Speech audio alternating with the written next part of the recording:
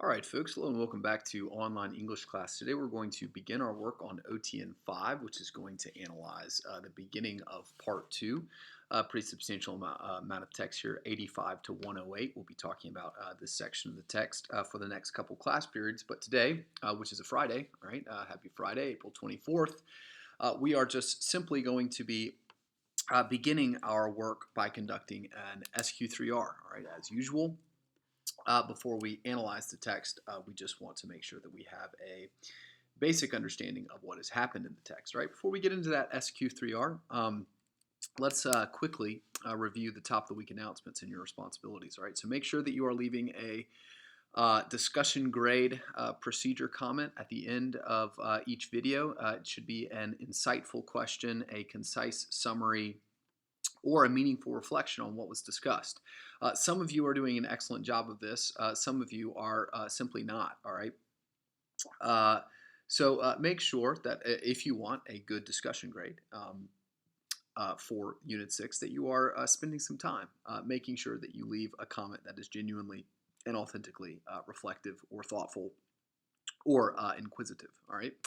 So aside from that, obviously you need to finish reading Part 2 throughout the course of this week, all right? And I need reading check confirmation of that reading's completion by next Monday, all right? You need to complete your OTNs as we complete them in class.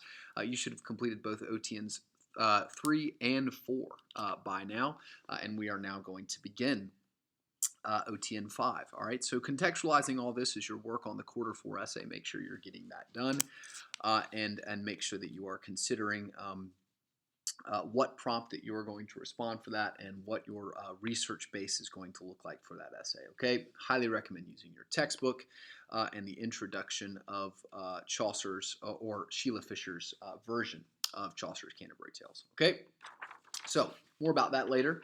For now, let's go ahead and jump back into our analysis of Heart of Darkness and look at SQ3R for pages 85 through 108 of the Barnes & Noble 2003 edition. Okay, so in my notes, all right, I've got my SQ3R set up here. All right, as usual, you want to start with the speaker, who is a first-person narrator. All right, that's Marlowe. And Marlowe's obviously a pilgrim, or a kind of modern pilgrim, attempting to make meaning of or find out what his existence means on a moral or a spiritual level. Okay, obviously he's not just concerned about making money or making sure that he has enough food to eat or that he's warm enough. Although those are very important concerns. All right, once a human being establishes a basic level of safety and comfort for themselves, okay, they by compulsion, all right, by instinct, begin the process of asking questions that are moral or spiritual. Okay, that is why almost every culture, or actually every culture in the history of the world, has had significant religious expressions and has had an observable kind of moral order in the community. All right. Now, obviously, those moral orders vary, and those religious expressions vary, okay, but nonetheless, they are there, okay, which is significant because it means that by instinct, human beings are kind of pilgrims, all right? Marlowe, no different, is a kind of modern pilgrim, okay? And up to this point, right, what has he been exposed to? What is he sort of discovered on his pilgrimage up to this point? Well, he's been exposed to the injustice of the world that he inhabits and the people that inhabit that world along with him, primarily, right? He's troubled by the fraud of the Belgian Congo Company. Yet, as we saw at the end of Part 1, he finds himself participating in that deception, okay? Which is a testimony to his own fraudulent nature, right? So not only is Marlowe sort of troubled by the fact that other people are capable of doing bad things, he is troubled by the fact that he too is capable of doing bad things, even as he judges those things as bad, but then joins in on them. Okay, so right, that means that he is duplicitous. That means that he is fraudulent. All right, but deeper still, Marlowe recognizes more fully the complexity of attempting to discern truth worth living for, which is the purpose of a pilgrimage, right? Discerning a truth worth living for, arriving at some kind of knowledge of God or knowledge of truth that makes your life meaningful. All right. He finds that process is made more complex by the fact that people and the world that he inhabits is capable of being, right, truly being or really being, right, something other than it seems to be. All right, hence his trouble with lying, hence his trouble with the brickmaker who doesn't lay any bricks. Okay, this inevitably introduces misjudgment and miscalculation into the process of pilgrimaging, right? So here we have this journey toward truth that is undercut or subverted by the fact that in a world that is broken, such as ours, in a world that is capable of fraud, such as ours, all right, that process of judging the truth becomes complex because not only is the world capable of seeming, things are capable of seeming other than they are, but also you are capable of perceiving things other than they are. All right, so exponentially increasing the chances and to the point where it's inevitable that you're going to misjudge, that you're going to miscalculate, that you're not going to arrive at an understanding of the truth that is truly worth living for, that is actually an ideal, and that is a true metaphysical transcendent reality. Okay, all you're left with is sentimental pretenses. Little personal feelings, little personal beliefs that cannot be called true, and therefore ought not be are not truly worth one's life. Okay, so right at the by. When left in that darkness, right, the pilgrim is in kind of a realm of perpetual longing for moral coherency, all right, for moral order, as we talked about in Inferno, and that longing is never satisfied. Okay, so in other words, the human being who I already described to you is instinctually a pilgrim or instinctually driven toward cultivating some sort of knowledge of moral abstractions, of right, of wrong, of good, of true, of false, of evil, right? The human who instinctively pursues that kind of knowledge and develops belief systems based on that which they believe to be true, all right, that process is undercut. That process is mocked. That process never leads to satisfaction. Marlowe is beginning to recognize because, all right, of the inevitability of misjudgment, miscalculation, and relativity. Okay, so what does Marlowe need? Well, like any human being living in a fallen world, all right, who recognizes this fact, which any thoughtful person who's ever tried to figure out what is true, what is good, what is worth living for, has been confronted by the fact that their ability to misjudge those things is deeply troubling. All right, so the only refuge that Marlowe has for this, the only hope that Marlowe has for this, all right, is by coming in contact with a person, with an incarnation of some kind of true idea that is by all accounts and unimpeachably good. He needs to meet and to know a man who is good. All right, so for the Christian, this man is the Messiah. This man is the incarnate Christ. Okay, for Marlowe and for the modern secular pilgrim, right, who sort of abandoned traditional beliefs in Orthodox Christianity and other forms of religious expressions that were quote unquote irrational, right?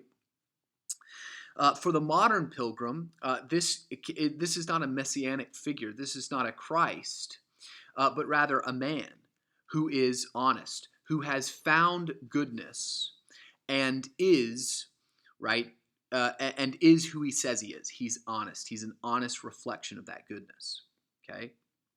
If Marlowe can come in contact with this man, can work with this man, can follow this man, all right, it will prove without a shadow of a doubt, all right, that there is a light worth living for, and that men like Kurtz and hopefully Marlowe too, right, are capable of doing that which is good, pursuing that which is good authentically, truly. Okay, so therefore, Marlowe's mission is to find Kurtz. All right, and as we saw at the end of part one, his job is to resurrect the steamer that's going to get him there. Right, he's not going to be brought there. He's like Kurtz, as the sort of modern existentialist, is going to have to get himself there. Okay, so what's our genre and style? Well, it's a symbolic journey narrative or a pilgrimage. Okay, so Marlowe's pilgrimage, a quest that began as a kind of simple curiosity. I wanted to go see what was in Africa, morphed into this investigation of the moral justification of Western imperialism, and then deepened even further, right, as he sort of begins to consider the ways in which he's heading to the center of the world. And his the significance of a pilgrimage, it becomes even more universal. All right, he's searching for an idea, a kind of moral justification for his own life, for everything, for life on earth. Okay, a purpose to live for that extends beyond, like I've already commented, a sentimental pretense, a feeling, a personal, a personal kind of passion. Yeah, right. I believe that the meaning of life is saving the cats or saving the whales. Okay, well that might be a sentimental pretense for you, right, Carol Baskins, but that is not necessarily unimpeachably true or unimpeachably good. Okay. So the title here is Part 2, page 85 to 108. Obviously, this begins Part 2 of the journey. All right, he's moving up the Congo River into the interior of the continent. All right, this portion of the narrative is the next phase of the rising action of the plot, which can be graphed as follows. Okay, so the plot begins. Outside of the frame, dusk on the Thames, the sun is setting. Marlowe begins to tell the story of his journey into the interior of the Congo. The story ends with night on the Thames. All right, but in that plot, right, in the plot of the journey narrative, Marlowe begins in Europe. Then he describes his experiences in the outer station, which we've already studied. Then he describes his experiences in the central station, which we've already studied. And then he begins the process of steaming up the Congo River toward Kurtz's inner station, okay, which is in the interior of the continent, in the center of the continent, okay, at the end of the navigable portions of the Congo River. Okay, so essentially, right, this is the next phase of Marlowe's journey, and in this phase, Marlowe is going to be confronted increasingly with some metaphysical truths about nature, the natural world, the world that he lives in. Not just the people that live in that world, which he has learned are not as they ought to be, right? He's seen all kinds of hypocrisy, right? From the sepulchral city to the moral incomprehensibility of the outer station, which is confirmed and expanded on in the central station. He has definitely recognized or reckoned with the fact that people in the world are not as they ought to be. But increasingly, he is also going to recognize that the natural world, okay, is also dark, fallen, and not a sort of benevolent entity governed by a natural law that rewards the good and punishes the quote-unquote bad. Okay, so he's going to learn that during his period steaming up the Congo. Okay, so what's our central question? How does the style of Marlowe's narration illustrate the significance of his experiences in this portion of the narrative? Okay, so what happens in this portion? Well, part 2 begins with a conversation between the manager and his uncle. All right, his uncle is the leader of basically a group of explorers called the El Dorado expedition, who just go around Africa taking gold from people, basically. Okay, the manager and his uncle are worried because and they're sort of conspiring together because the manager believes that Kurtz is going to supplant him. All right, which is to say, replace him. All right, that he thinks the Belgian government wants Kurtz to take the manager's job. All right, obviously the manager is the sort of CEO of this massive company. Right, it's a position of power. He's obviously growing wealthy. He likes that this power, and he doesn't want to give it away. Okay, so he's worried about Kurtz. Marlowe, who is sleeping on the steamer, all right, overhears this conversation, and he's just listening to the manager and his uncle have this conversation beneath the deck of the ship. They don't know that he's in there. Okay, so basically, the manager complains that Kurtz wants to take all of the stations and turn them into like beacons of civilization and moral improvement, to turn them into like missions that will sort of spread the good news of civility, of humanity, of benevolence, right? To be the kind of company, to be the kind of colonial endeavor that Marlowe was wanting to be a part of, all right? To be an authentically moral and morally justified kind of company. That's what Kurtz wants to make the Belgian Congo Company into, all right? But Kurtz is sick, okay? And the manager is worried ultimately that Kurtz is going to go get rescued. They've got orders to go and rescue Kurtz. Obviously, they have to follow those orders, okay, from the Belgian government. But the uncle basically just comforts the manager and says, "Hey, listen, everything's going to be okay. All you need to do is trust to this." And he points to the jungle. All right, the jungle is going to take care of Kurtz. All right, Marlowe's ship is finally completed. He begins the rescue or the journey to rescue Kurtz. He has a crew of just natives that are referred to as cannibals. I'm not really sure if they actually eat people. It is intimated that they do. And he's got some European quote-unquote pilgrims on board. He begins referring to them somewhat ironically as pilgrims, even though he is genuinely the one on the pilgrimage, and they have sort of no sense of a moral interior or a symbolic significance to their journey. They're just trying to get rich. All right, when they're 50 miles from Kurtz Station, they find a note that says to approach cautiously. This is presumably from the Russian trader who we'll meet later. He's referred to as the Harlequin. He leaves them some wood there. All right, and then when they're 8 miles from the interstation, they are consumed by a deep fog. Okay, so this is another reference or allusion to the Inferno as the pilgrim grows closer and closer to the Giudecca. Right, the environment grows increasingly hazy or foggy, much in the same way.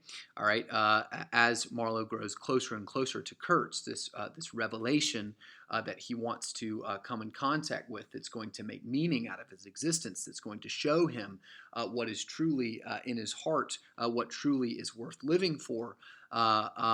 He is sort of enveloped in this fog, all right, and then a desolate cry rings out through the mist, another allusion to Inferno, in which Dante uses these sort of auditory images of incomprehensible human sounds, okay, cries, mournful wails are a kind of auditory motif throughout the Inferno, and through the deep fog, all right, that limits their vision, right? That there's this incomprehensible cry that rings out through the mist, and then 2 hours after the fog lifts, Marlowe and his men get attacked by natives from the shore, okay, who are basically shooting and throwing, or shooting arrows and throwing spears at the ship. All right, the pilgrims begin shooting. The Europeans begin just shooting wildly into the trees, just killing whoever they can.